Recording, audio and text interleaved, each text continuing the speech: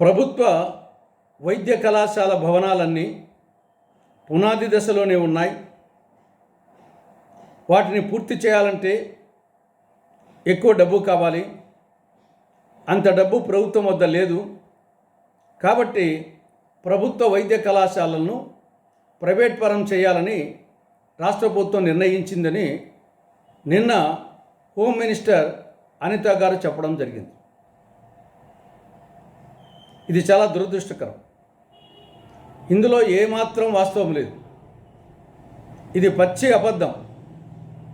బొంకర పోలిగా అంటే టంగుటూరి మిరియాలు తాటికాయంత అన్నట్లుంది అనిత గారి వ్యాఖ్యలు. ఒక్కసారి పులివెందుల మెడికల్ కళాశాలకు వద్దకు వచ్చి పరిశీలించి తర్వాత వ్యాఖ్యానించవలసిందిగా అనిత గారికి కాంగ్రెస్ పార్టీ సూచిస్తూ ఉంది. పులివెందుల మెడికల్ కళాశాలకు సంబంధించి ఇక్కడ 4 కేటగిరీలు. ఒకటి, ఆసుపత్రికి సంబంధించి 100% భవనాలు పూర్తయినాయి. రెండవది, నర్సింగ్ కళాశాలకు సంబంధించి 100% భవనాలు పూర్తయినాయి. 3 క్వార్టర్స్కు సంబంధించి మిగతా వాటికి సంబంధించి 60% పూర్తయినాయి. మెడికల్ కళాశాలకు సంబంధించి భవనాలకు సంబంధించి 60% పూర్తయినాయి.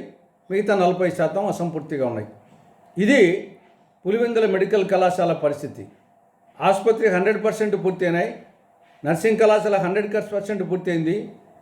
మిగతా మెడికల్ కళాశాల క్వార్టర్సు మిగతావి 60% పూర్తయినాయి. దీన్ని ఇప్పుడొచ్చి చూసినా అనిత గారు చూడొచ్చు. నేషనల్ మెడికల్ కమిషన్ ఇక్కడికి వచ్చి పరిశీలించి ఇవన్నీ చూసిన తర్వాతనే వాళ్ళు 2024 ఆగస్టు 16న పులివెందుల మెడికల్ కళాశాలకు, ప్రభుత్వ మెడికల్ కళాశాలకు 50 MBBS సీట్లు కేటాయిస్తూ మంజూరు చేస్తూ జీవో ఇవ్వడం జరిగింది. ఎప్పుడు 2024 ఆగస్టు 16న వాళ్ళు వచ్చి చూసిన తర్వాతనే.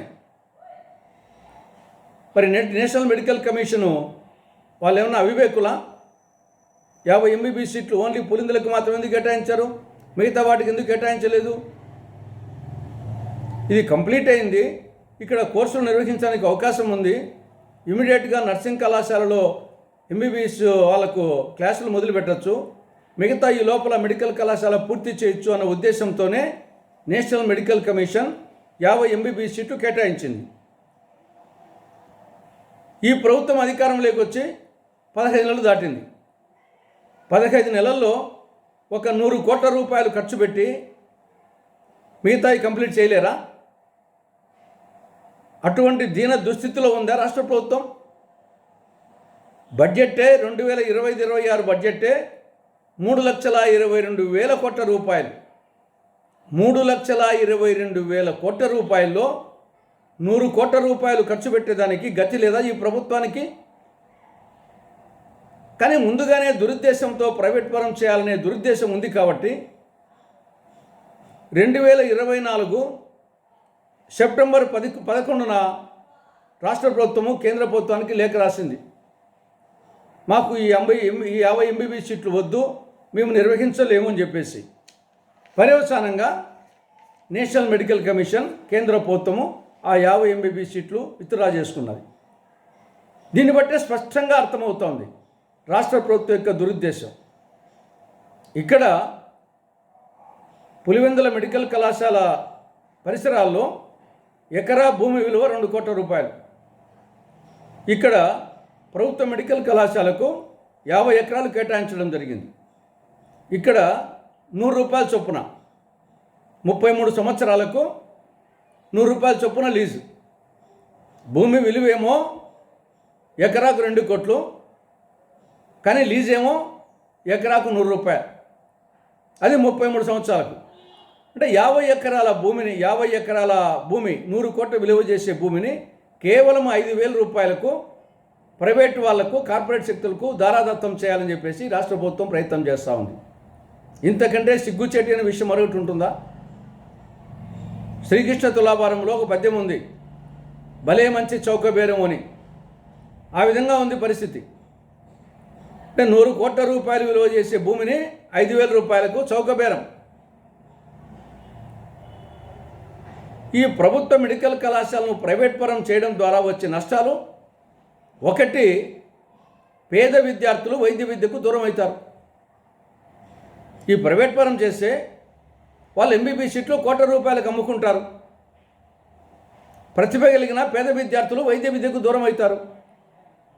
రెండవది, అనుబంధ ఆసుపత్రుల్లో రోగులు వైద్యానికి ఫీజు చెల్లించాలి. దీనివలన రోగులు, ప్రజలు ఉచిత వైద్య విద్యకు దూరం అవుతారు. తెలుగుదేశం పార్టీ వ్యవస్థాపక అధ్యక్షులే వైద్య విద్యను అమ్ముకోవడం, ప్రైవేట్ పరం చేయడం ఆయన ఆశయాలకు పూర్తి విరుద్ధం. కాబట్టి ఈరోజు ఎన్టీఆర్ ఆశయాలకు పూర్తి విరుద్ధంగా టీడీపీ నేతృత్వంలోని కూటమి ప్రభుత్వం పనిచేస్తూ ఉంది. కాబట్టి ఇప్పటికైనా సరే రాష్ట్రంలోని టీడీపీ నేతృత్వంలోని కూటమి ప్రభుత్వం పునరాలోచించి ప్రభుత్వ మెడికల్ కళాశాలలను ప్రైవేట్ పరం చేస్తూ జారీ చేసిన జీవో 590ని ఉపసంహరించుకోవాలని కాంగ్రెస్ పార్టీ డిమాండ్ చేస్తూ ఉంది.